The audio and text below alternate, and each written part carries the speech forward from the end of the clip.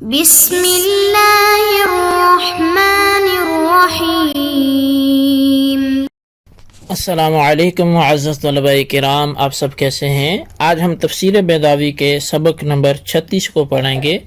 آج کے ہمارے سبق کا عنوان ہے عالم کا بیان۔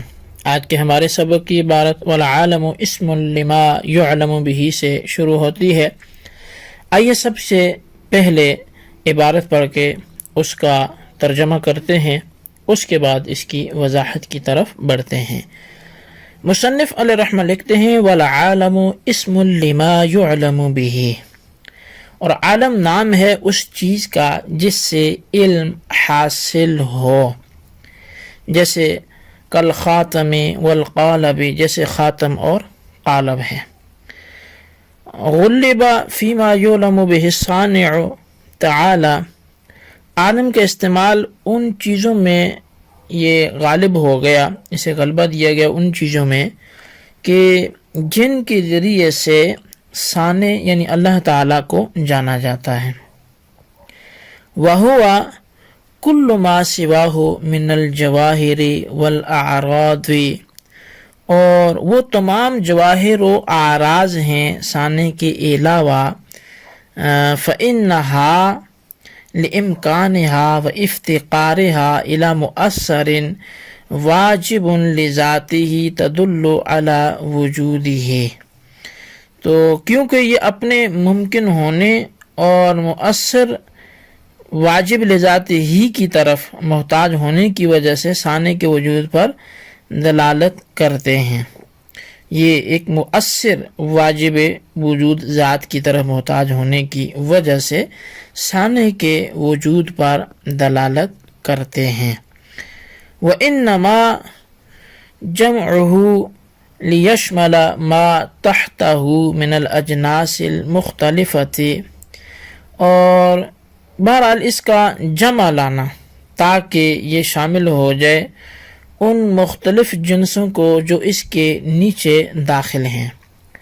وَغُلِّبَ الْعُقَلَاءُ مِنْهُمْ فَجَمَعَهُ بِالْيَاءِ وَالنُّونِ كَسَائِرِ أَوْصَافِهِمْ، اور غلبہ دے دیا گیا ان میں سے عقلاء کو، بس جمع لائے عالم کی یا اور نون کے ساتھ ذوی العقول کے باقی اوصاف کی طرح۔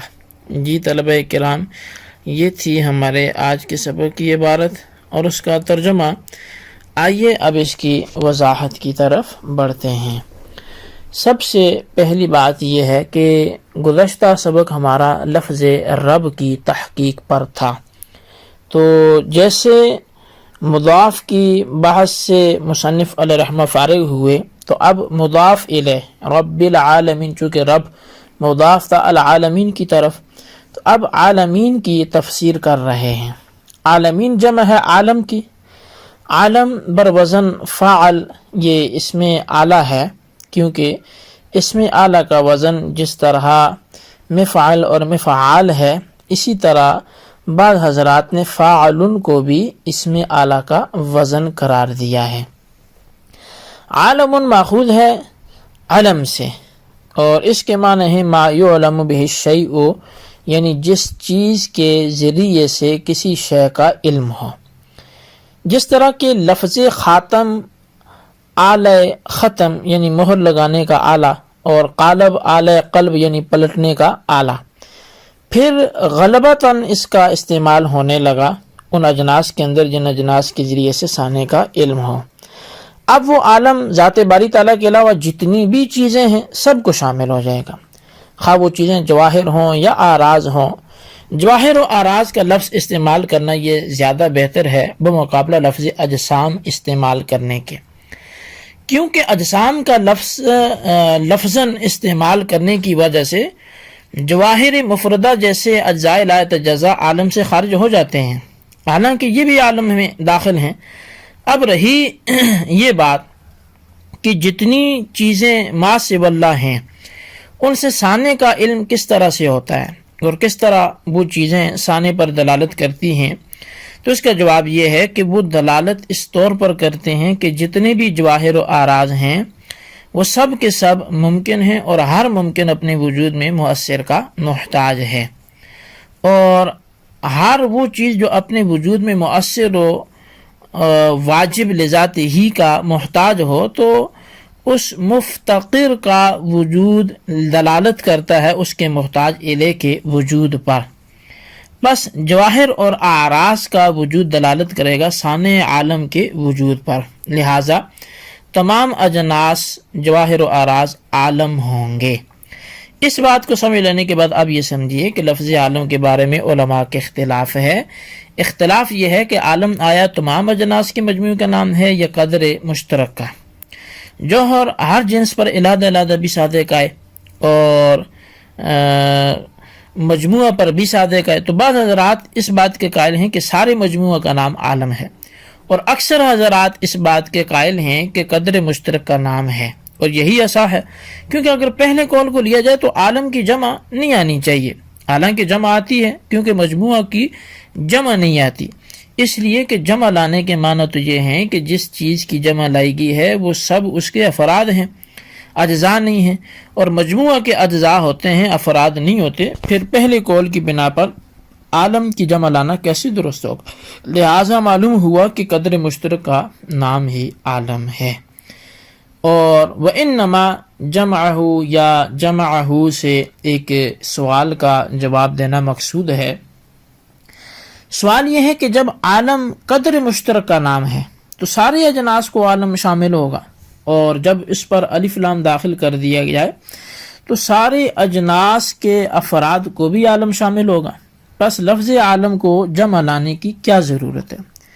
جو مقصد ہے یعنی سارے افراد پر اللہ تعالیٰ کی ربوبیت کو عام ثابت کرنا، یہ مقصد عالم کو مفرد معرف لا کر بھی حاصل ہو سکتا ہے. تو جواب اس کا یہ ہے کہ یہ مقصد حاصل ہو تو سکتا ہے، مگر اس کے اندر خلاف مقصد کا بھی وہم تھا، اور وہم بین طور پر تھا کہ عالم کا اطلاق ایک جنس پر بھی صحیح ہے، جیسے کہ عالم انسان. پس جب لفظ عالم کو مفرد ذکر کرتے ہیں اور اس پر الف لام تعریف داخل کرتے ہیں تو یہ توہم ہو سکتا تھا کہ ایک جنس کے تمام افراد پر ربوبیت ثابت کرنا مقصود ہے، حالانکہ مقصد اجناس مختلفہ کے تمام افراد پر ربوبیت کو عام ثابت کرنا ہے. تو بہر کیف جب عالم کو مفرد لاتے تو قطعی طور پر مقصد ثابت نہ ہوتا، بلکہ احتمال غیر کا بھی شائبہ رہتا اور غیر کا بھی احتمال باقی رہتا. پس اب عالم کے بجائے عالمین جمع لائے تاکہ برسبیل قطعیت اجناس مختلفہ کے تمام افراد کو ربوبیت جو ہے وہ عام ہو جائے اور تمام افراد کو شامل ہو جائے. وغلب العقلاء سے بھی ایک سوال کا جواب دیتے ہیں. سوال سے پہلے ایک قاعدہ سمجھ لیں، اور وہ قاعدہ یہ ہے کہ جو الفاظ ذوی العقول کی صفت واقع ہوتے ہیں یا صفات عقلاء کے حکم میں ہوں ان کی جمع واو نون کے ساتھ لائی جاتی ہے. صفات عقلاء حقیقی کی مثال یہ داربون ہے یا عالمون، اور صفات عقلاء حکم کی مثال وہ عقلاء کے اعلام ہیں کہ جو چند مسمیات کے درمیان مشترک ہوں، اور تمام مسمیات کو تعبیر کرنے کے لیے جمع لانے کی ضرورت پڑے تو واو اور نون کے ساتھ جمع لائی جاتی ہے. جیسے کہ لفظ زید یہ چند لوگوں کا نام ہوا، اور ان تمام لوگوں کی آمد کو بیان کرنا ہو تو لفظ زید کو جمع لا کر جاءنی زیدون کہا جائے گا. اب اشکال یہ ہے کہ لفظ عالم نہ تو ذوی العقول کی صفات حقیقیہ میں سے ہے اور نہ علم ہے ذوی العقول کا، بلکہ ذوی العقول اور غیر ذوی العقول سب کو شامل ہے، سب کو عام ہے. پھر واو نون کے ساتھ جمع کیوں کر لائی گئی ہے؟ تو اس کا جواب یہ ہے کہ یہاں جمع لانے میں عقلاء کو ان کی شرافت کی وجہ سے غلبہ دے دیا گیا ہے غیر عقلاء پر. لہٰذا جس طرح عقلاء کی اور دیگر صفات کی جمع واو نون کے ساتھ لائی جاتی ہے، اسی طرح سے عالم کی جمع بھی واو نون کے ساتھ لائی گئی ہے. جی طلبہ کرام، یہ تھا ہمارے آج کے سبق کا افسانہ اور آج کے سبق کی عبارت ترجمہ اس کی وضاحت تھی. اس کو اچھی طرح سمجھیں، اس کے خلاصے کو اپنے رجسٹر پر ضرور رکھیں، بالخصوص ان سوالات کے جوابات بھی دیں. سوال نمبر 1 یہ ہے کہ عالم کی تعریف کرتے ہوئے بتائیں کہ خاتم اور قالب کا لفظ کیوں استعمال کیا گیا. اور سوال نمبر 2 یہ ہے کہ وَغُلِّبَ الْعُقَلَاءُ مِنْهُمْ سے کون سے اعتراض کا جواب دینا مقصود ہے، اس کی ضرور وضاحت فرمائیں.